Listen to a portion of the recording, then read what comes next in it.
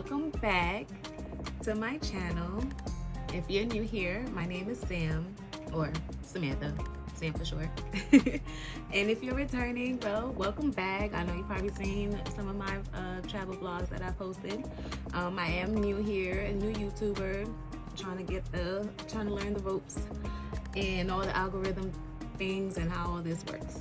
So I'm a brand new YouTuber on a mission to document my financial journey and also share my traveling and my lifestyle, traveling, just whatever I feel like I want to share with you guys. So if you're into budgeting or debt payoff, because I'm also going to be getting into that as well, financial transparency on how I get to travel and how I afford to travel, and obviously travel content. If you're into all of that, then you're definitely in the right place. Make sure to hit that subscribe button and notification bell so you don't miss out on any of my upcoming videos. So why am I doing this? Well, I didn't even introduce you guys to Halo. You guys, this is Halo. Say hi, Bubba. This is my son. I'm a dog mom. I do have a daughter as well. Have you seen in my previous travel vlogs? She is 10 and currently at camp. So it's me and Halo at home today. Halo. So, as I was trying to mention before, so why am I doing this? Why am I recording myself here? Well, a big part of that is to keep myself accountable. You guys, please excuse if you see me keep looking down. I have a camera that I am looking at myself. So, I'm new here, so I'm still figuring things out. So I keep looking at myself and I'm trying to not do that, but that's where editing comes in, you guys. So anyways, so the reason why I'm here and why I want to do this is because I want to hold myself accountable. When you put yourself out there, when you set your goals out into the world in public, it keeps you more in line to follow through with them, right? So that's my idea behind documenting this journey, is to keep myself accountable and to make sure I follow through with what I say I'm gonna do. Hey, Papa. I love him so much.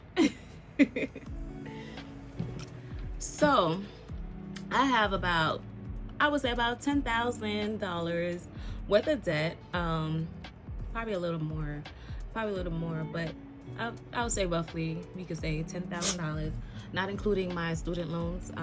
I just started school in January, so that's something else that's under my plate, student loans. But I'm still in school, so I don't have to really pay for them. However, I do try to get something, every month, so that when it does come time for me to have to pay for it, it's not too bad. So I have about $10,000 worth of, I guess, credit card debt that I'm trying to get myself out of, while also, traveling and living life day to day, and still living life, period, and not trying to be so frugal, even though we should be right now. I feel like we're in a recession, but life is hard. Shit, the last thing I want to do is having to cut back on everything fun. Like, the hell. But anyway, that's about discipline and responsibilities, right? Cutting back on fun to make sure you handle what you need to handle. However, in this case, my fun is traveling. So here we are, trying to see how all that's going to play along with each other. So I have some notes here that I'm also looking at so I can stay on track of what I'm saying and not lose my train of thought. So like I said, I have about $10,000 worth of debt, and this journey isn't just about paying off debt. It's about showing you that you can still live your life, enjoy experiences, and even travel, all while working towards your financial freedom. It's about finding that balance, babe. Balance. All right, you guys. So let's dive into the nitty-gritty of my June bi-weekly paycheck budget. This is for the paycheck I just received, which is for the first paycheck of June, because in May I got paid 3 times, and the last paycheck was literally like right at the end, May 29th or May 30th, something like that. And then it covered pretty much, you know, the first week or so, 10 days in June. So now I just got paid technically on the 13th of June, and we're allocating that paycheck. So I get paid bi-weekly, so every other Friday. So this budget is going to cover the approximate next 2 weeks of expenses and bills that I have. You know, I like to be a little organized with my money, and seeing it all laid out like this really helps me make informed decisions on, you know, what I got going on, what can I afford, what I can't afford, what I need to save for, etc., all that good stuff. All right, so as you know, I get paid, well, you don't know, but for this paycheck that I received on the 13th, my income was a little bit higher than what it usually is, because I did work some overtime. Usually I would budget about $25,000. I'm sorry, $2,500 for my bi-weekly paychecks. However, now summertime is here. My job does offer opportunities of overtime, and you know your girl be racking up. So with that being said, my paycheck for this pay period was $3,100. Thank God for that. I'm very fortunate to be able to bring in some more income this month. So for this pay period, income is $3,100. And now let's move on to the bills. Negotiables, the fixed bills, these are pretty much the same for, you know, every pay period. So for example, my rent every month is $14.24. This month I do have to pay renter's insurance for this quarter, which I think covers the next three or 4 months, and that's about 50.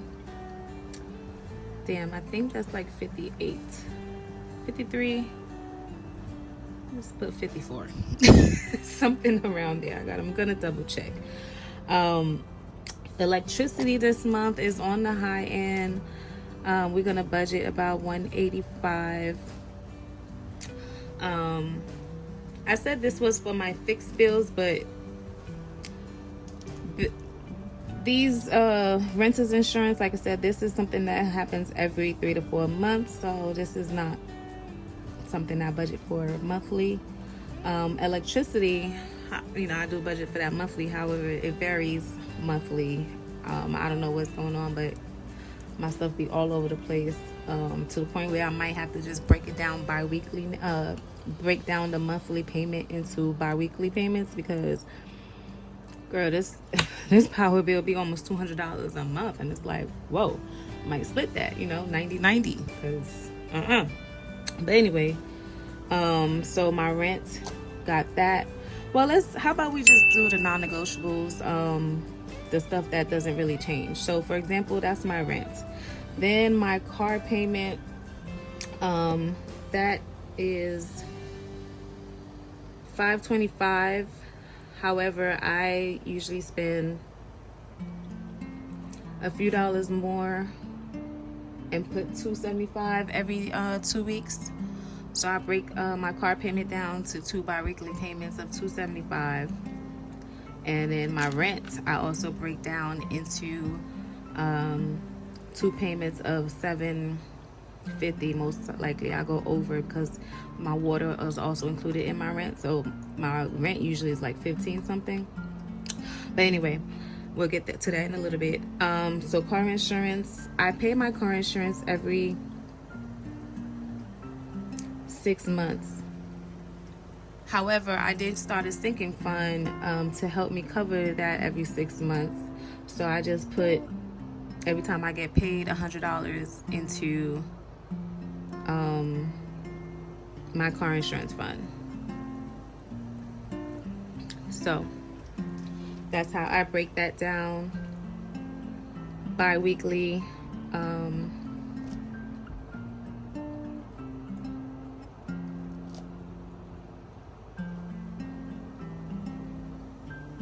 So I hope that kind of helps you see how I afford my bills is by breaking them down every time I get paid. So car payment, this pay period, I put $275 towards it. I put $100 towards my insurance. I put $750 towards my savings account to go towards the rent. I'm going to put about $90 to the side to cover half of the electricity, you know, stuff like that.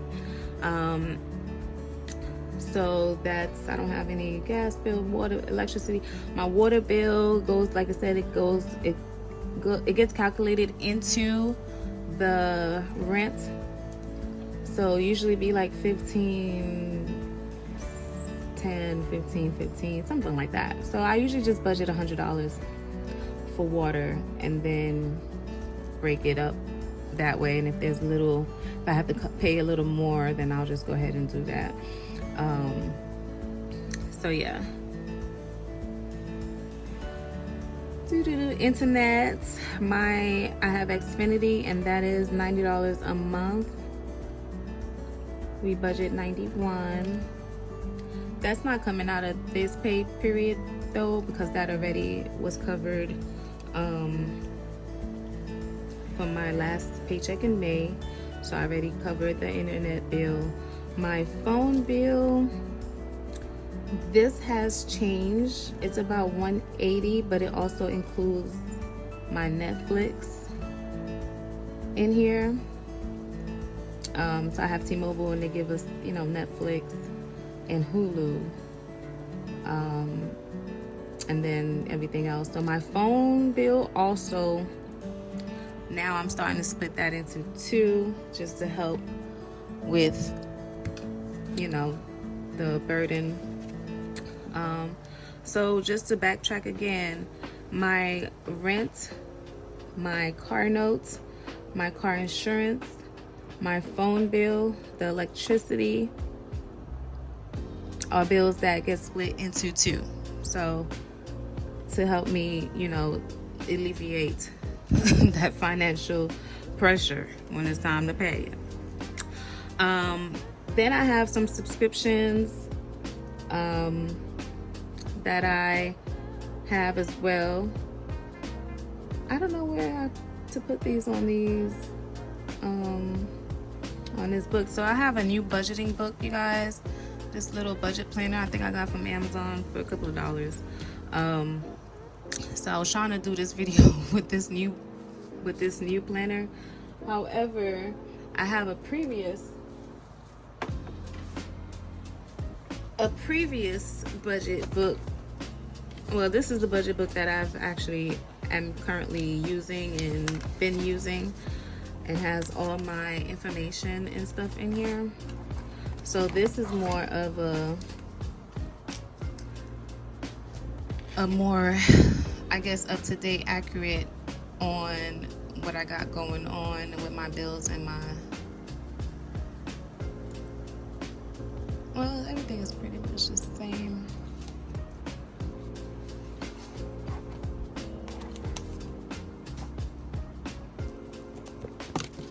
All right, so yeah, I am going to put $750 to the side for my next rent for July rent.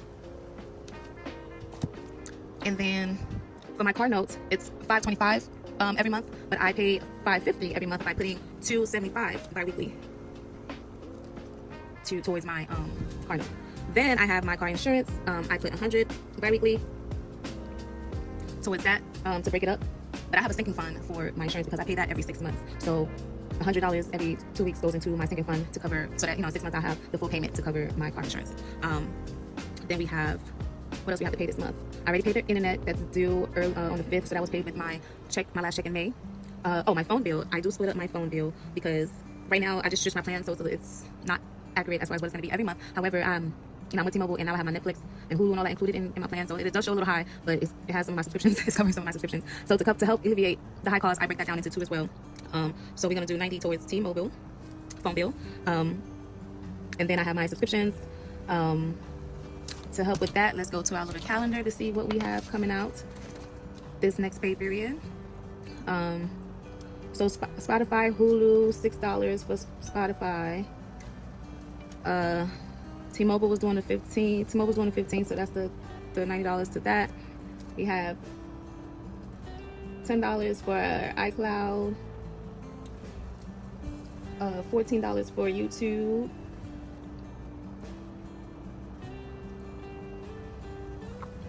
I'm just going in my calendar to see what I got coming up with these next 2 pay periods that I need to cover. So T-Mobile, that's on the 15th. Spotify, that's on the 14th. iCloud and YouTube, that's on the 17th. Renters insurance, that's on the 18th. $20 CapCut, it's on the 19th.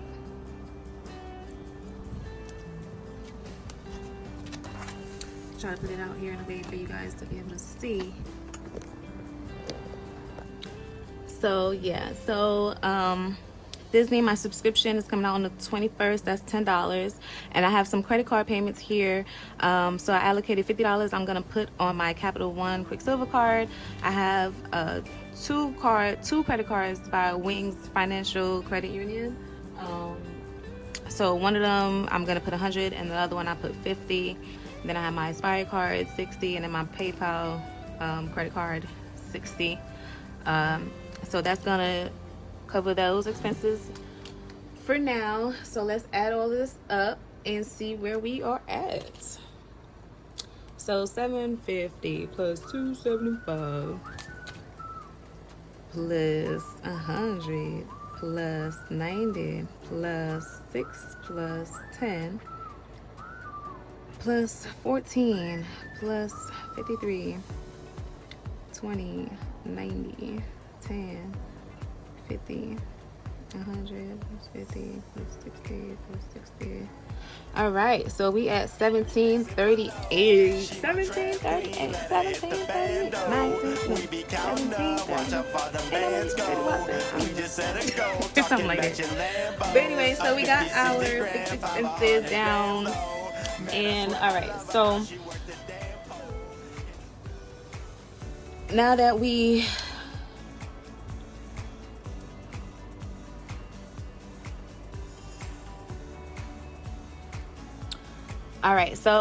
got that down, we have $1632 remaining to mess with. So now that we have this, we can go into the variable expensive. These are the stuff that's I have a little bit more control of, and where I really want to focus on making smart decisions, because baby, them groceries and the food budget stay getting blown. So my goal for this pay period is to stick to my budget of $500 between groceries and eating out of this month. That's what I got allocated here. Boom, boom, boom. So we're gonna minus that $500 from this.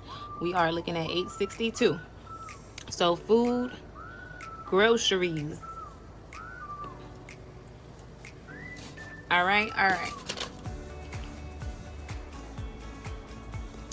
With that being said, food, groceries, $862.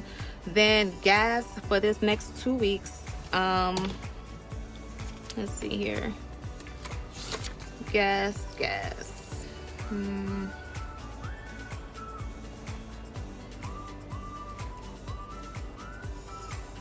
I'm a budget $125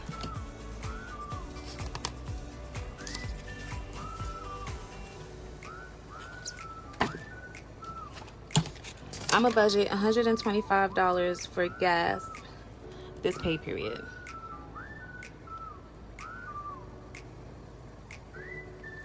And for personal care and household items, like things like toiletries, cleaning supplies, and getting my hair done, my nails done, for this, well, let's break it up. So personal care for this pay period, I don't really have anything going on. I'm not getting my nails done, I'm not getting my lashes done, I'm not getting my feet done, I'm not doing anything as far as personal care. But we gonna budget about $50 for that, just in case something comes up. Okay, and then, excuse me, and then household items. I do need some household stuff. We need paper towels, we need toilet paper, paper plates, forks, a few cleaning supplies. So I'm gonna budget $50 as well for household items.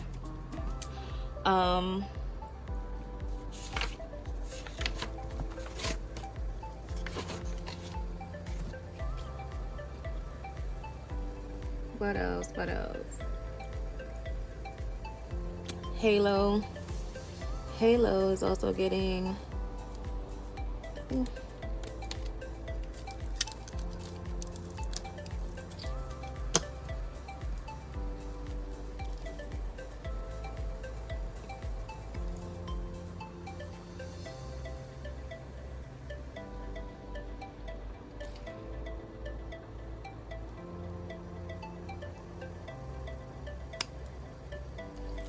okay, you guys, so I've allocated $50 to Halo to go towards any food, any treats, anything he got going on. And usually Halo's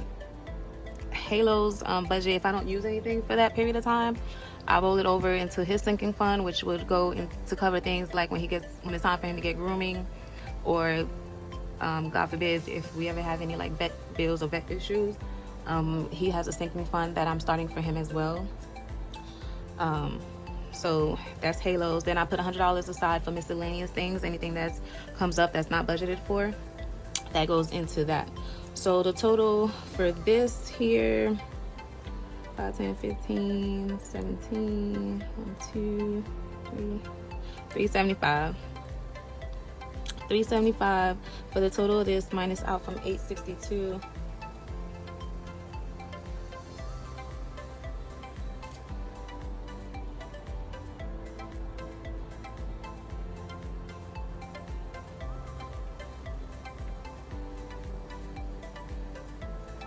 All right, so we have $487 left to allocate towards our sinking funds and savings accounts and debt payments and all that good stuff. So my sinking funds, so I don't know if I'm talking about sinking funds, and I don't know if you guys even know what are sinking funds. So let's briefly talk about that for a second. So as I was mentioning before with my car insurance, I created a sinking fund for that because I pay my car insurance every 6 months.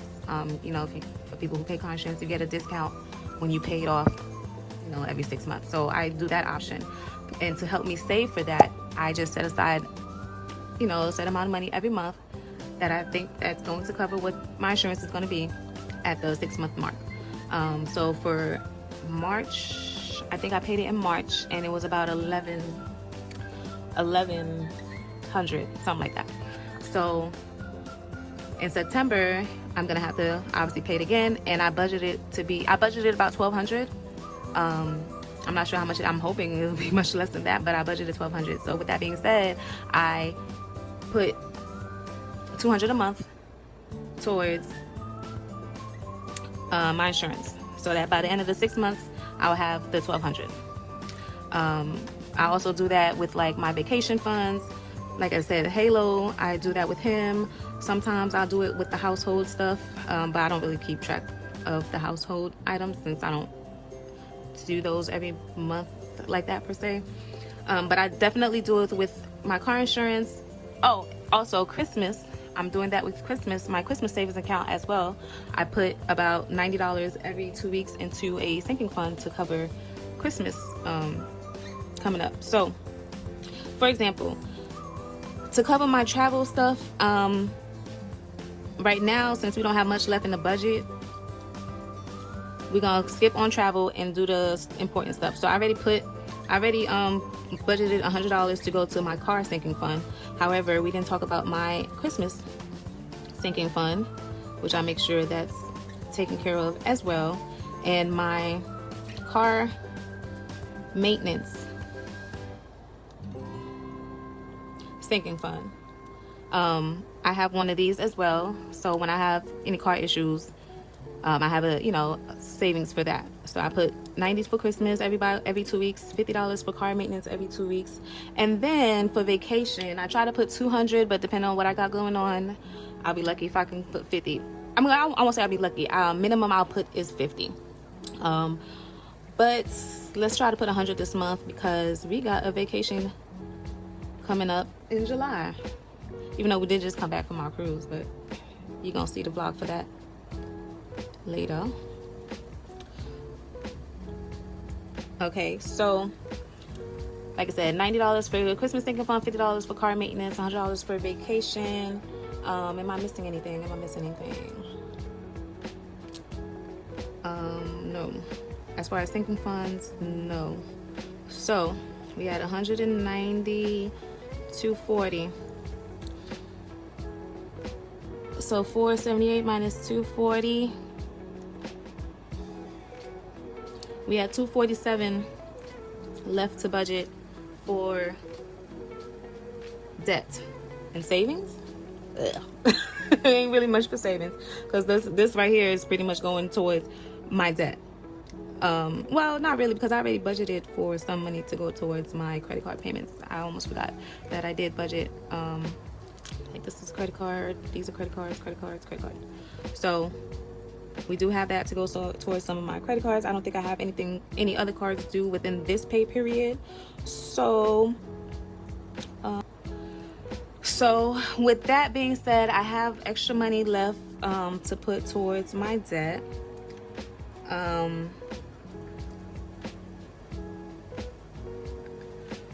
What I usually do is I start with the highest interest rates, try to pay that off. Like I have some cards that I use literally all the time. I have my Capital One cards and my Wings account cards are the cards that I actively use, and then any other card after that is what I'm focusing on paying off by interest rate. So I think that's called like the debt snowball, not snowball, but the avalanche method. I don't know, one of those methods where you pay off by the highest interest rate. That's what I'm trying to do. But yeah, with that being said, with the highest interest rate, it takes more time sometimes depending on what your balance is, but every single dollar makes a difference, and seeing that balance go down is motivating. All right, so I also wanted to cover and mention that like this is where the living life part comes in. I've allocated $100 to go towards my travel fund this pay period, and some money for personal care and miscellaneous to cover any little extra things that might come up, or if I want to go out somewhere, I have $100 budget to help cover that. So this is all about balance. I don't want to burn myself out on this debt payment journey, so allowing myself some breathing room and enjoying life along the way is very crucial. Like I truly believe that if you try to cut out everything, you're more than likely going to give up. So finding that sweet spot where you're making progress while also being kind to yourself is key. With that being said, with this $240 that I have left, I'm gonna see where basically that can go. I might just leave it in my vacation budget because like I said, I have trip coming up in July that I gotta pay these hotels and stuff for. So we might put another 100 towards vacation, and then another 100 towards maybe PayPal, because that account right now is super high. Or allocate the rest within my either Capital One or my PayPal. It's gonna go towards some debt. Trust and believe this 240 ain't just gonna sit here and hope and build interest.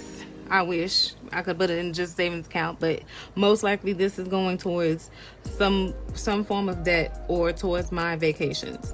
I didn't even mention my investments. I might as well take out my investments. I have an Acorns account that I invest in $10 a week into my Roth IRA. So I almost forgot about that. That's $20 that's gonna come out. And then there was something else.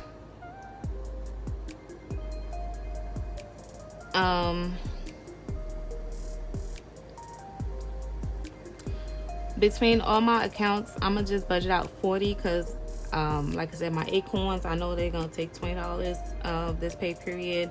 Then I have like some roundups that happens on my Dave account and my Moneyline account.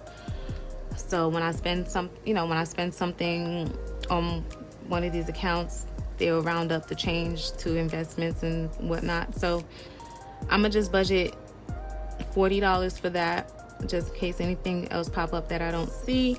And then like I said, the 200, we're gonna put another 100 into vacations, and then another 100 into PayPal. Help knock that out. So this right here leaves me with a zero base budget. We started off with $3,100. We got all the fixed bills and the subscriptions and the credit cards that's coming out. These are variable stuff: my gas, my groceries, personal care. Those are miscellaneous stuff. Then my sinking funds, savings accounts, investments, boom. So with all that being said, if I follow this to the T, then it leaves me with a zero budget, but money in my sinking funds, in my investments, my bills are covered, so I'll be good. Now, the hardest part to this is actually tracking your expenses. Like, for example, for food and groceries, tracking those to make sure I'm staying within budget, or personal care, miscellaneous, tracking those to make sure that I'm staying within budget. That's the hardest part for me. Like, writing this out and planning out my month, I could do that every month, all day, every day. Yeah. But actually sticking to it and tracking my expenses, especially here, tracking this, this is where it gets a little like, girl, y'all, you doing too much. Between me and my daughter, I don't know, we don't even eat a lot. If you know me for real in real life, I do not eat a lot. I waste so much food, y'all. It's so bad. It's really bad how much food I waste, because my eyes be so big but my stomach is not. So yeah, but anyways, so this is just my little budget here for June, for this pay period in June, and we'll be back to do the last pay period, the next check, which will be on the 26th or 27. Technically 27, but I get paid on the 26th. But we're gonna stick to the 27th. And hopefully we're gonna have a little more too that month. I mean, this period from some overtime. All right, you guys. So there you have it. My June bi-weekly paycheck budget. It's a snapshot of where my money is going, and honestly, laying it all out like this really helps me stay on track. My hope with these videos is to not only keep myself accountable, but also to show you that financial transparency is important, and that anyone can start taking control of their money no matter where you are in your journey.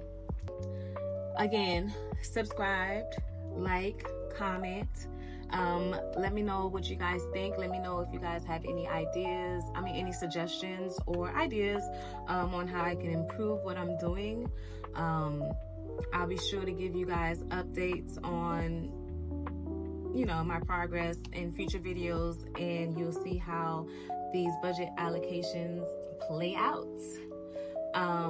My next video, I'll get more into my debt and my credit cards and the balances on those, and my plan on actually how I'm going to execute them. I know I said I'm doing like the snowball / avalanche method of like the highest interest rates, but there are cards that I use consistently as well. So I'm separating the cards that I just want to pay off and not get rid of, but just pay off. And then there's the cards that I actively use now, which eventually I'm going to pay those off too, but focusing on the other ones first, the ones that I don't use on an everyday, like my credit, Aspire, Fingerhut, Macy's, like those type of accounts, we need to pay them off and put them to the side. Okay.